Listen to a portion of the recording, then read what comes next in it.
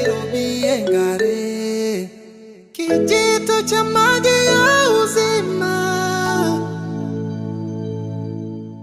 Bwana Yesu asifiwe. Nina kila sababu ya kumshukuru Mungu kwa kutukusanya sisi wanawake. Nikiwa ziara, kuna baadhi ya watu walijiuliza, hivi ni wanawake wenye ndoa tu wanahitajika au ni wanawake wa aina gani? Lakini kila aliye wa jinsi ya kike nilitamani tuzungumze mambo machache sana jioni hii ya leo. Na mimi namshukuru Mungu ambaye amewaleta salama ili tuweze kukumbushana mambo machache. Ninajua mara nyingi tukiitwa wanawake huwa tunategemea kukumbushwa nafasi zetu kwa waume zetu, nafasi zetu kwa watoto, lakini leo nahitaji tuzungumze kwa habari ya mwanamke kiroho. Nafasi ya mwanamke kiroho. Kwenye ulimwengu wa roho, nafasi yako ni nini? Kwa unaweza kuona kwamba tukiwa wanawake waliopo kwenye ndoa na ambao hawana ndoa, ilmradi ni mwanamke, nilitaka tuone nafasi yetu katika ulimwengu wa roho. Bwana Yesu asifiwe. Ndugu zangu wapendwa, tukiendelea kutafakari kwa habari ya uumbaji kwenye kitabu cha Mwanzo, Mungu alipomaliza kazi yake ya uumbaji, tunaona akimuumba mwanadamu, na zaidi anamtaja mwanamke kwa nafasi yake ya kuwa msaidizi kwa Adamu, ili waweze kusaidiana kusimamia vyote ambavyo Mungu alikwisha kuviweka katika utaratibu wake. Kwa hiyo unaona jinsi ambavyo mwanamke anapewa nafasi kubwa ya kuwa msaidizi. Akina mama wenzangu, hauwezi kuitwa msaidizi ikiwa huna uwezo wa kusaidia. Kwa mpaka uitwe msaidizi, ina maana una uwezo wa kusaidia. Kwa na wewe kama msaidizi, sio kwamba ni mtu duni, lakini ni mtu ambaye Mungu amewekeza ndani yako ili uweze kusaidia, kuongeza nguvu, jambo liweze kutokea.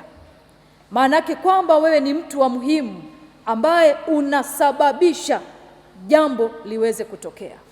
Kwa Mungu ametupa nafasi yetu binafsi kama mwanadamu, kama hekalu la Mungu, lakini pia Mungu amekupa nafasi kwenye jamii ambamo unaishi uweze kusaidia jambo liweze kutokea.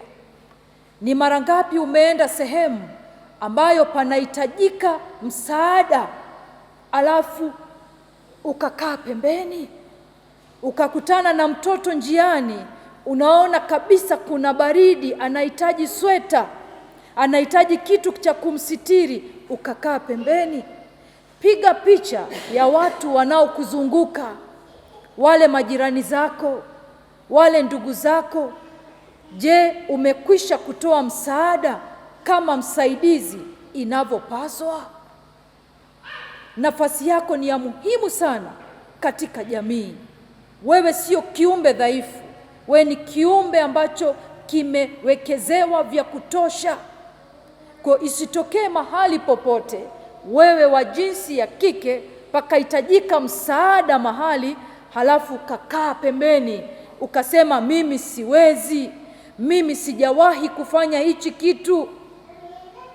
Umewekewa huo uwezo. Unaona jinsi ambavyo Adamu anapewa Hawa amsaidie ili kusudi la Mungu liweze kutimia. Kwa wewe kama msaidizi unapaswa kusimama na kuhakikisha kwamba upo ili jambo liweze kutimia.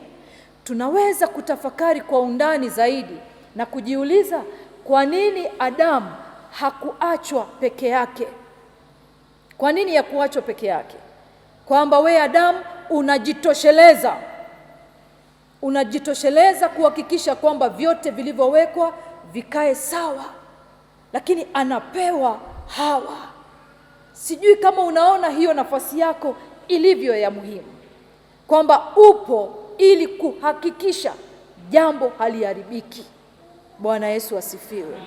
Lakini jambo la pili, tunaendelea kumuona huyu Hawa anaposhindwa kusimama kwenye nafasi yake, anamuingiza Adamu kwenye changamoto ya kumuasi Mungu. Tunapozungumzia Adamu, hatuoni picha ya mwanaume tu, lakini mwanaume analeta picha ya uzao. Mwanaume analeta picha ya vizazi, maana kutoka viuno vya mwanaume ndiko uzao unapatikana. Kutoka viuno vya mwanaume ndiko vizazi vinasababika. Kuna elimu potofu ambayo imeendelea kuingizwa kwetu, na inatufanya sisi badala ya kusimama kwenye nafasi ya heshima tuliyopewa na Mungu, tunaanza kuwa wanaharakati. Tunaanza kuwa wanaharakati, na tunapokuwa wanaharakati ina maana hatujielewi. Unajua, ukielewa nafasi yako hautahitaji kupaza sauti kusema wewe ni nani, si ndio? Kwa mfano, sisi wote hapa tuna uhakika sisi ni wa jinsi ya kike, sio? Hivi una sababu ya kusimama barabarani na kusema jamani, mimi ni mwanamke? Una sababu? Kwa nini? Una uhakika kwamba wewe ni nani, si ndio? Hauhitaji ku create awareness, hauhitaji kuwa upambane, utumie nguvu kubwa watu wajue wewe ni nani. Tayari unajitambua wewe ni nani. Wewe ni mwanamke, wewe ni msaidizi, si ndio? Na umewekezewa na Mungu ndani yako, una nyenzo za kutosha za kuhakikisha mambo yanakamilika.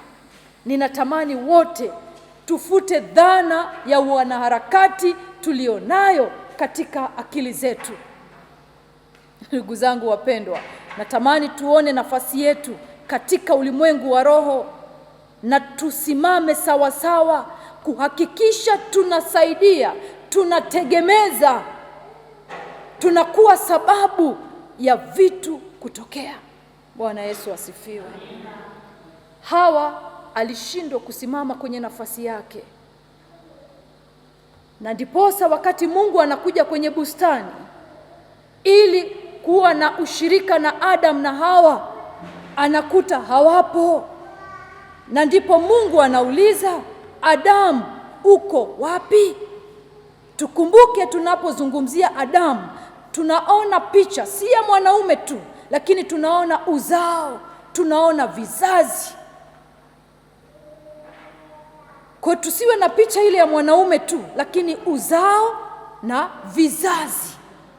Mungu anakuja kwenye bustani walikokubaliana na Adamu na Hawa kukutana katika ushirika ili kuendelea kushauriana namna ya kutimiza kusudi la Mungu.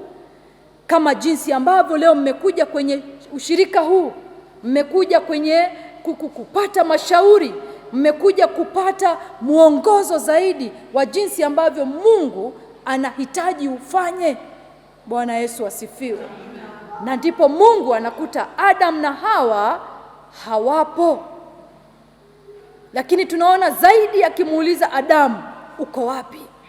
Ukisoma ile mistari pale kwenye kile kitabu cha Mwanzo mlango ule wa 4, unaona jinsi ambavyo Adamu anasema, ni huyu mwanamke, ni huyu mwanamke uliyenipa, ni huyu mwanamke amenisababisha, ni huyu mwanamke.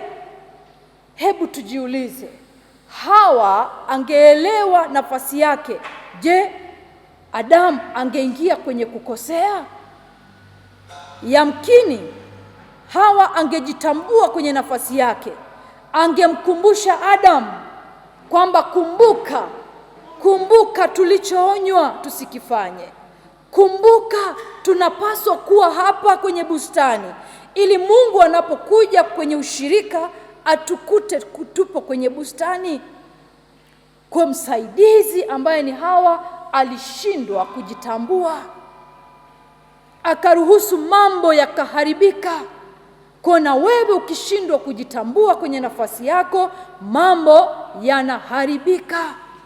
Hebu jihoji moyoni, ni mara ngapi umeshindwa kusimama kwenye nafasi yako, ukiwa kwenye ule wanaharakati, ukiwa kwenye mapambano hivi. Lakini hebu tutafakari kwa akili ya kawaida kabisa, tunapoambiwa kwa habari ya nafasi ya mwanamke kuwa sawa na nafasi ya mwanaume, ni kweli? Tujihoji tu kawaida, ni kweli? Kila mmoja ana nafasi yake, na hivyo kila mmoja anapaswa kuheshimu nafasi ya mwingine.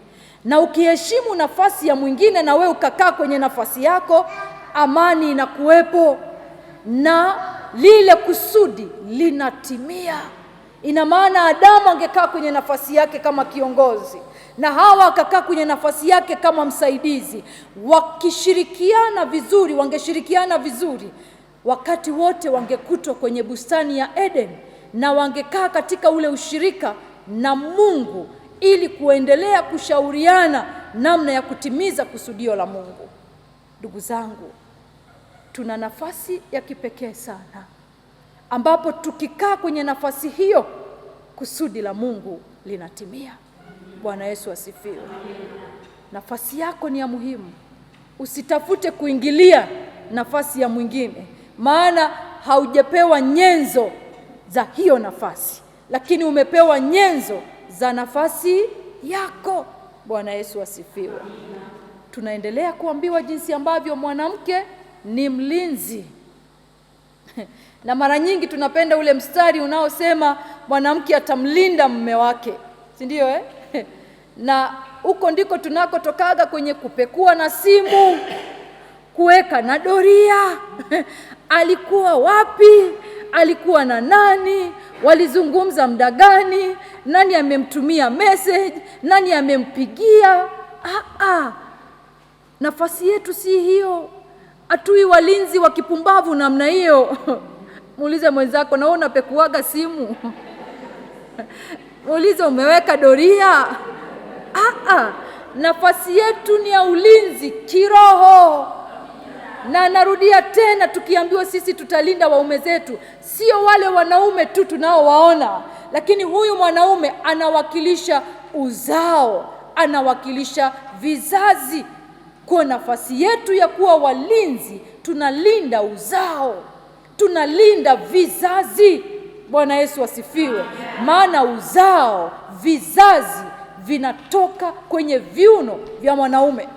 Kwa ni wajibu wako kuhakikisha usalama wa kutosha upo. Na sisi ni watu wa kipekee sana ambao tumepewa kuwa walinzi. Kwa na wewe sio mwanamke wa hivi hivi, unalinda vizazi vinavyotoka kwenye viuno vya mwanaume. Hebu tujiulize, wale watoto wetu wa kiume tulionao kule nyumbani, tunafanya kuwalinda au kuwawekezea dhana za wanaharakati? Tunalinda walivyobeba kwenye viuno vyao. Je, wale waume zetu nyumbani tunalinda walivyobeba kwenye viuno vyao? Maana kwenye viuno vyao wamebeba uzao, wamebeba vizazi. Wewe ukiwaza kupekua simu, wewe ukiwaza kuweka doria barabarani, ina maana haujielewi nafasi yako kama mlinzi. Linda uzao, linda vizazi alivyovibeba huyu mwanaume, alivyovibeba yule mtoto wako wa kiume. Ndugu zangu wakina mama, sisi ni wakitofauti sana. Tuna upekee wetu. Unalinda uzao, unalinda vizazi. Na kuna maneno yanayosemwa kipindi hiki kwamba watoto wa siku hizi wameharibika. Na hapo ndipo tunapojiuliza, nani aliyeacha lango wazi la kizazi cha sasa kuharibika? Nani aliacha mlango wazi?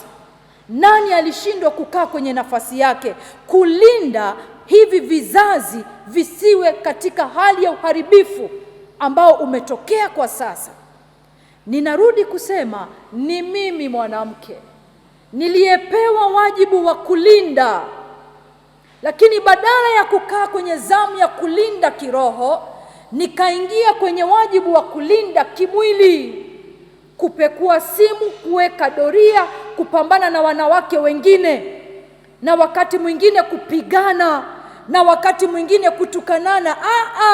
Rudi pale, ndio wajibu wako, ndio nafasi yako, kulinda vizazi kiroho. Narudia tena, ikitajwa mwanaume anabeba picha, maana vizazi na uzao upo kwenye viuno vya mwanaume. Hasa hebu tujione sisi wamama jinsi ambavyo tumetoka kwenye nafasi yetu ya ulinzi, kulinda uzao, vizazi kiroho, kudumu katika maombi. Ndio wajibu wetu, ndio wajibu wetu. Ni mara ngapi wewe umekaa kuombea uzao unaotoka kwenye viuno vya huyu mwanaume? Ni mara ngapi wewe umekaa kulinda vizazi vinavyotoka kwenye viuno vya huyu mwanaume? Shetani ametutoa kwenye nafasi, ametuingiza kwenye kuwa wanaharakati na haki sawa, nafasi sawa. Hiyo ni propaganda ya kuzimu. Mnaweza msinielewe kwa sababu mimi ni mwanamke, na yamkini mngetegemea nitetee hilo, lakini huo sio mpango katika ulimwengu wa rohoni, na haswa sio mpango wa Mungu. Na ndio maana sisi anatupa nafasi yetu, mwanaume anapewa nafasi yake. Vizazi vimeharibika, maadili yameporomoka, tukikimbizana na haki sawa, tukikimbizana na nafasi sawa. Lakini leo natamani tutazame nafasi yetu kiroho zaidi. Tuachane na propaganda zinazoendelea za mwanamke haki yake sawa na mwanaume, nafasi yake sawa na mwanaume, kwamba unataka na wewe akapike hivi. Hizo ni siasa za kijinga kabisa. Sisi si wa level hiyo ya chini ya kudai na sisi kufuliwa nguo, kwani tunashindwa kufua, ya kudai eti kwamba akiwa jikoni sijui na yeye anafanya kitu gani. Hizo ni propaganda za chini ya viwango. Viwango vyetu sio hivyo, ni vya juu. Sisi tupo kulinda uzao, kulinda vizazi, ili adui asiondoe uzao kwenye nafasi, ili adui asiondoe vizazi kwenye kusudi alilolikusudia Mungu. Ndugu zangu, akina mama wenzangu, hebu jihoji, nafasi yako ya ulinzi umeitendea haki? Wale watoto wako wa kiume, tangu walipokuwa kwenye tumbo lako ulisema nini? Alipokuja duniani umekuwa ukiwekeza nini kwake? Je, umelinda alivyovibeba kwenye viuno vyake? Umelinda kwa maombi? Umefunga kwa maombi? Umetoa sadaka? Umekesha ukaomba kwa ajili ya uzao aliobeba mume wako, aliobeba watoto wako wa kiume? Tukishindwa kukaa kwenye nafasi yetu, mambo yanaharibika. Tunarudi kumtazama Hawa. Aliposhindwa kukaa kwenye nafasi yake, alitumika kama sababu ya ushawishi kupita kwake, na ile fellowship ya Adamu na Hawa kwenye bustani ikaporomoka. Kona yamkini na wewe na mimi pia, tukishindwa kusimama kwenye nafasi zetu kama walinzi kwa nafasi hii niliyosema ya pili, mambo yanaharibika, uzao unaharibika, vizazi vinaharibika. Bwana Yesu asifiwe. Ndugu zangu wapendwa, Mungu anatenda kazi pamoja na sisi. Wewe mwanamke ambaye ni mlinzi, wewe mwanamke ambaye ni msaidizi, ukiangalia neno la Mungu kwenye kitabu cha Wakorinto wa kwanza mlango wa 3 mstari wa 9, anasema, maana sisi tu wafanya kazi pamoja na Mungu. Sisi tu wafanya kazi pamoja na Mungu. Ina maana kwenye nafasi hizi mbili tu kati ya nyingi ambazo nimezitaja, ya kuwa msaidizi, ya kuwa mlinzi, tunafanya kazi hiyo pamoja na Mungu. Na ndugu zangu wakina mama, tukifungua mioyo yetu na tukamruhusu huyu Mungu atawale mawazo yetu na vinywa vyetu, hakika tutatimiza nafasi hii sawa na apendavyo Mungu. Maana hatufanyi peke yetu. Hatufanyi peke yetu. Tujiulize, Mungu anaposema anafanya kazi pamoja na sisi, je, sisi kama wanawake tunao huo ushirika na huyu Mungu anayetenda kazi pamoja na sisi? Unao huo ushirika? Una uhusiano na huyo Mungu?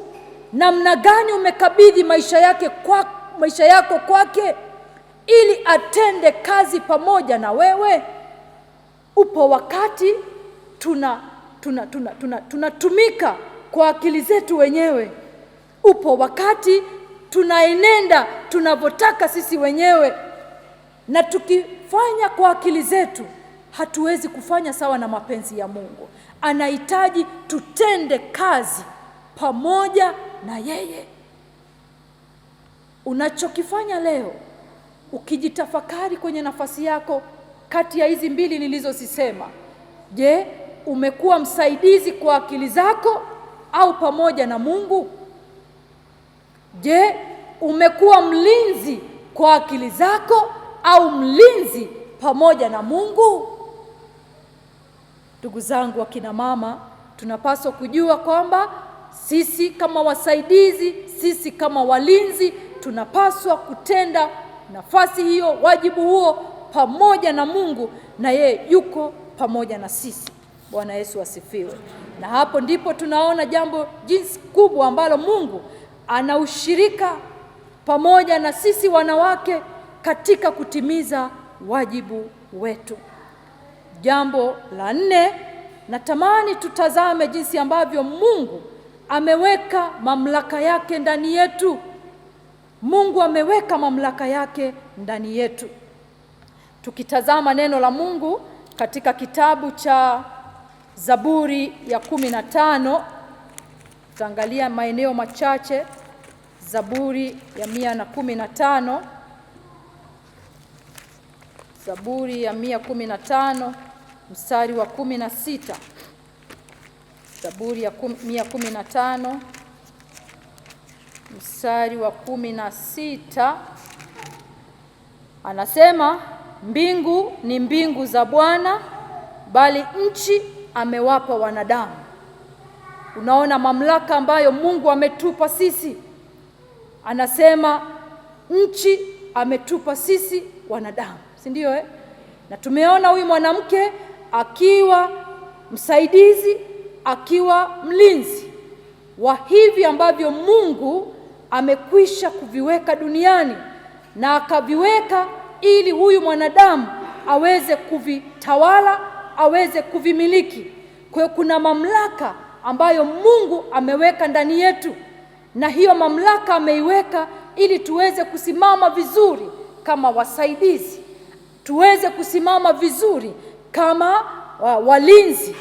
Kuna wakati huwa tunajiona kuwa dhaifu, lakini ipo hii mamlaka ya Mungu ambayo imewekwa ndani yetu ili tuitumie sawa sawa. Ukiwa kama msaidizi, unajua kwamba umepewa mamlaka na Mungu. Haujawekwa hivi hivi, lakini Mungu ameweka hiyo mamlaka ndani yako. Kwa ukisimama kama msaidizi, usijione mnyonge, lakini ujione msaidizi mwenye mamlaka ya Mungu. Lakini pia ujione mlinzi aliyepewa mamlaka na Mungu. Bwana Yesu asifiwe. Natamani tuone mfano wa mwanamke mmoja ambaye alitambua nafasi yake na hakulalamika, hakunungunika, ila alisimama sawa sawa katika nafasi ambayo alipewa.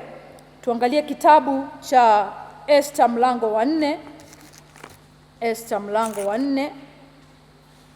Esther mlango wa 4.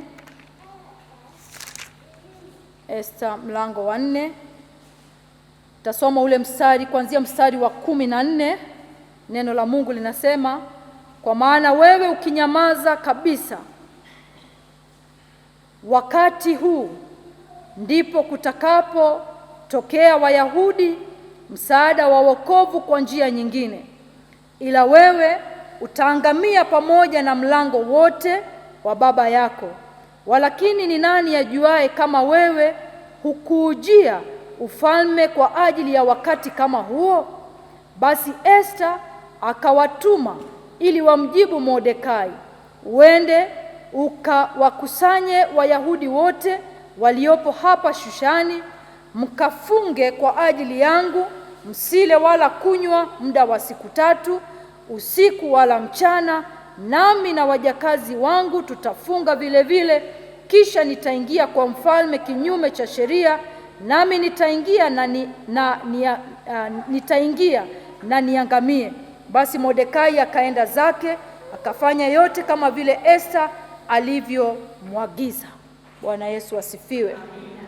Tunaona mfano wa mwanamke Esta kati ya wanawake wengine, na tunaona Esta akitambua nafasi yake ya kuwa msaidizi na kuwa mlinzi pamoja na Mungu.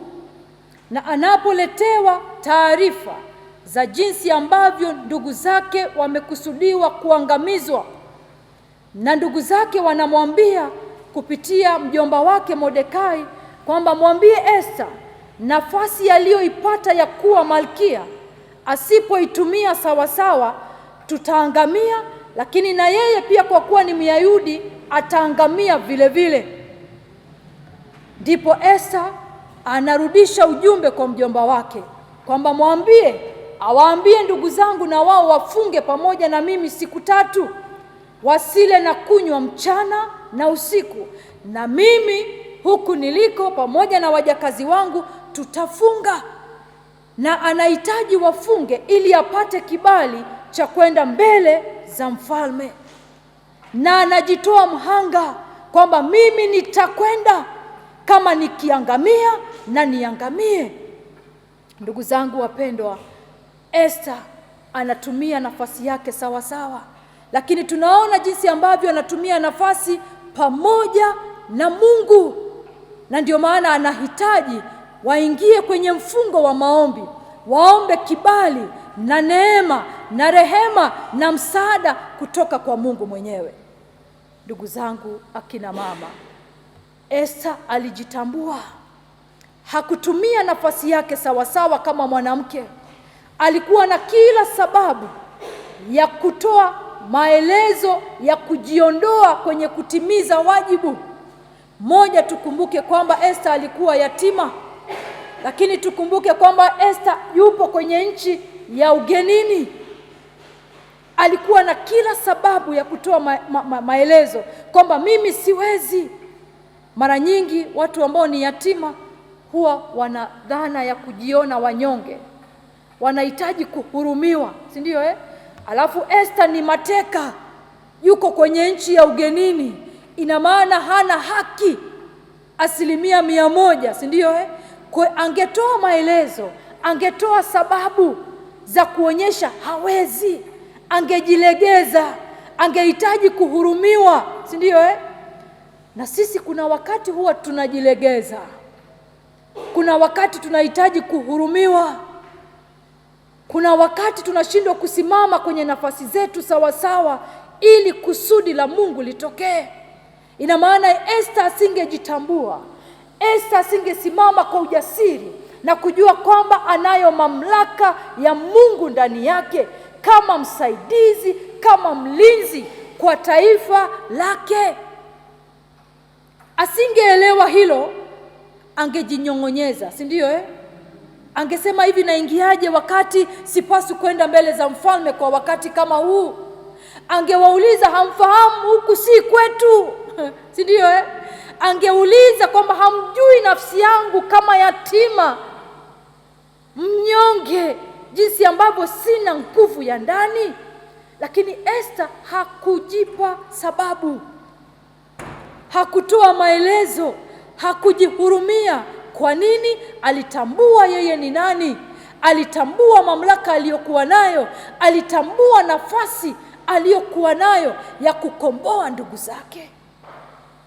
Na wewe yamkini kuna namna umelegea, kuna namna ambavyo unajitetea, kuna namna ambavyo unajihurumia, hautaki kuwa mwadilifu kwenda mbele za uso wa Mungu, unajihurumia kufunga, unajihurumia kuomba. Kumbe unapojihurumia kuna mambo yanaharibika. Unapojihurumia, unapojilegeza, unaposhindwa kujitambua, kuna familia zinaangamia, kuna mambo yanaharibika, kuna vizazi vinaharibika, kuna uzao unaharibika, kuna jirani yanaharibikiwa. Lakini tunapaswa kujua kwamba nafasi ya kuwa wasaidizi, nafasi ya kuwa walinzi, kati ya nafasi nyingi tulizopewa sisi kama wanawake, tumepewa na tukawekewa ndani yetu mamlaka ya kimungu. Na hivyo tunapaswa kusimama kwa ujasiri kuhakikisha vizazi haviharibikiwi tena. Uzao uliopo kwenye viuno vya watoto wa kiume na waume zetu hauharibikiwi tena. Ndugu zangu wapendwa, ni wapi umelegea? Ni wapi umejihurumia? Ni wapi umeshindwa kusimama katika maombi?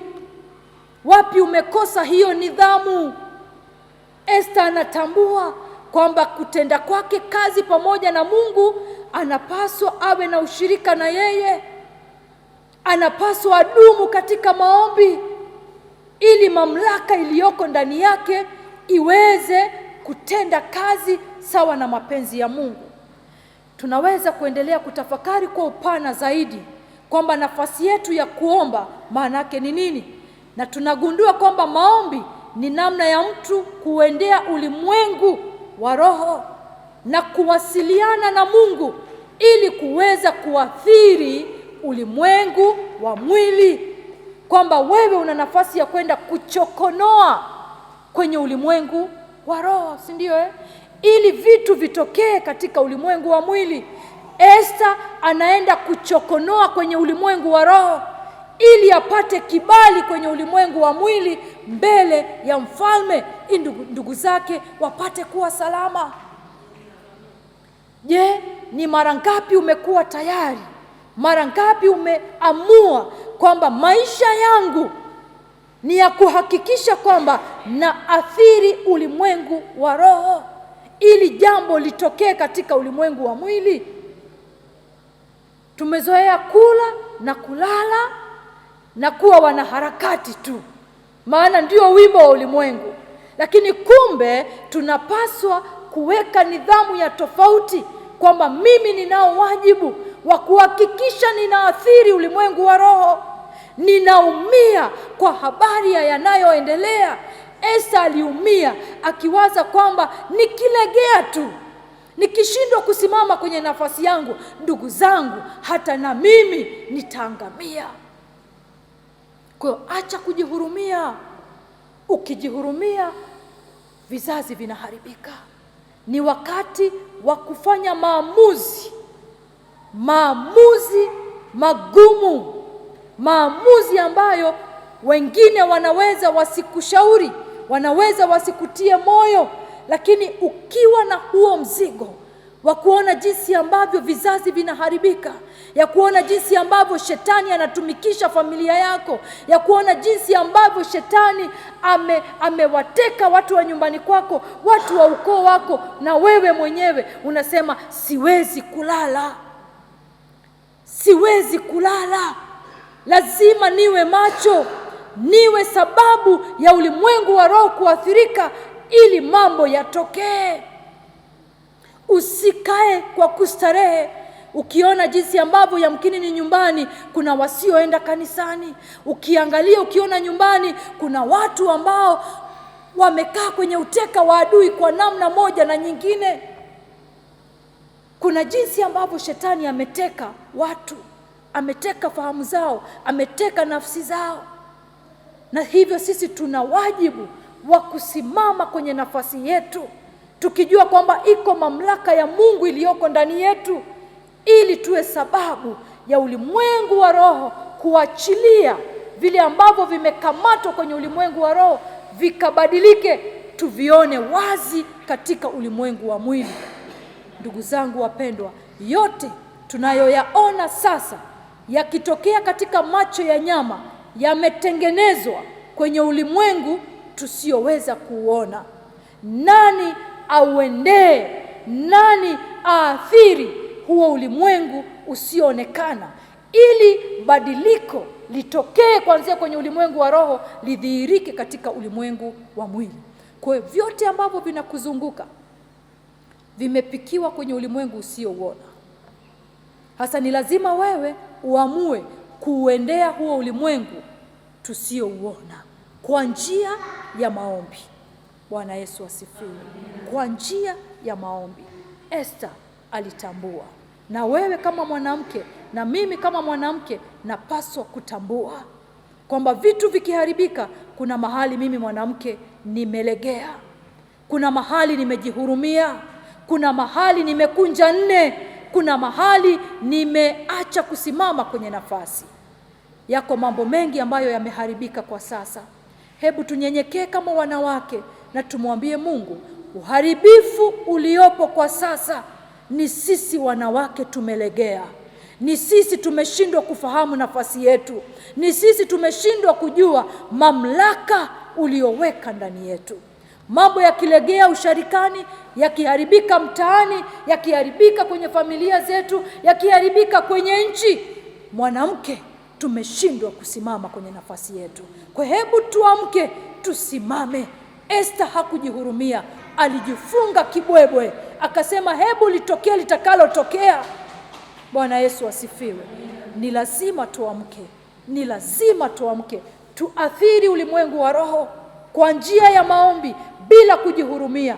Tumwambie Mungu, turehemu sasa, tupe nguvu ya Roho Mtakatifu, ili kwa msaada huo wa Roho Mtakatifu tusimame kwenye nafasi zetu, tuwe walinzi kweli wenye mamlaka yako, tuwe wasaidizi kweli wenye mamlaka yako, mambo yasiharibike tena.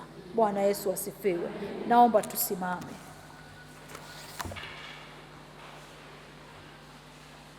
Tusimame, alafu tuseme sala hii kwa pamoja. Baada ya hapo nitawapa nafasi kila mmoja kutubu kwa nafasi yake, maana kila mtu ndiye anayejua ni mambo gani au ni mambo yapi yanakuzunguka yaliyoharibika, ili urudi kwenye nafasi yako. Bwana Yesu asifiwe. Tuseme sala hii kwa pamoja. Mungu mtakatifu, Baba, katika jina la Yesu, ninakushukuru kwa kuniumba kuwa wa jinsi ya kike. Siku hii ya leo umenikumbusha nafasi ulionipa ya heshima ya kipekee katika maisha yangu. Mungu, nanyenyekea kwako, maana mimi nimetambua jinsi ambavyo nimekuwa msaidizi mlegevu, nimekuwa mlinzi mlegevu, nimekuwa mwanaharakati. Bwana, naomba toba, naomba rehema, naomba toba, naomba rehema. Nirudishe tena kwenye nafasi ulioikusudia, na unijaze nguvu ya Roho Mtakatifu ili niweze kusimama kwenye nafasi ulioikusudia katika maisha yangu, katika jina la Yesu. Amen. Kila mtu aingie kwenye toba yake mwenyewe. Mwambie Mungu pale ambapo unajua umelegea ukasababisha uharibifu. Mwambie huyu Mungu akusamehe.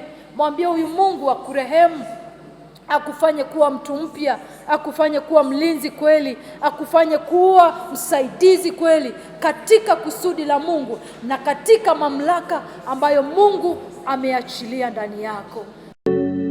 Engare Nairobi, engare kijito cha maji